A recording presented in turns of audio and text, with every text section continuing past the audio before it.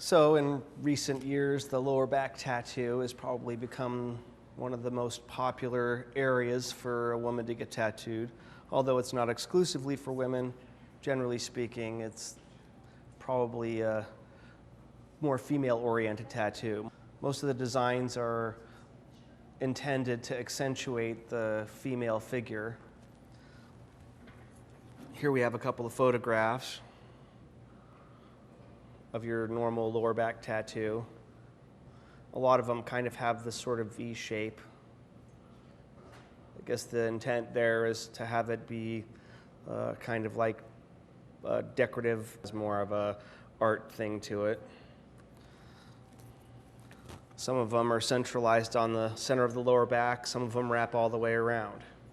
On this one, it starts in the center here and then goes around up over the hips and then down the front. Typically the black swirly plant life sort of designs tend to be the most popular, but people get all kinds of things on their lower back, from animals to footprints to lettering. Pretty much people do all kinds of things there.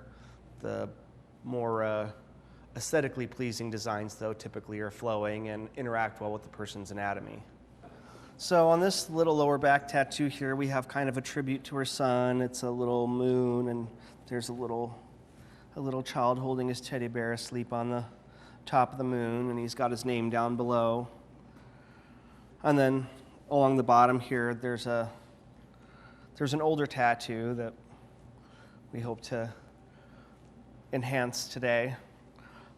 It's kind of aged poorly, it looks like. It's sort of grayed out, so we'll fix all that. One consideration when getting a lower back tattoo is, especially being a female, throughout the duration of a female's life, there's all kinds of things that can happen, pregnancies and weight loss, weight gain, whatever, that can change the look of the tattoo over time. So the placement of it in relationship to the person's anatomy is one of the main considerations there. Where you put it really kind of can determine how well it's going to age or not, and also who's doing the tattoo and the kind of tattoo it is, the size versus detail ratio, etc.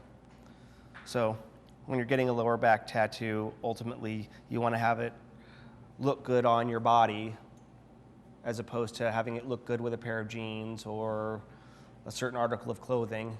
Your body is going to change. Your jeans are going to fit differently over time, so relating it to, or putting it so it looks good when you're wearing a certain type of clothing really isn't the way to go.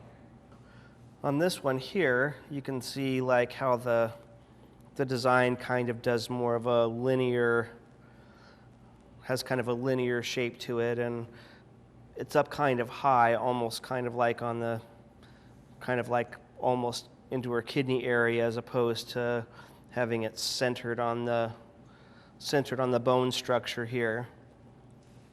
And you can also see that over time the tattoo has changed a little bit, probably from the original state.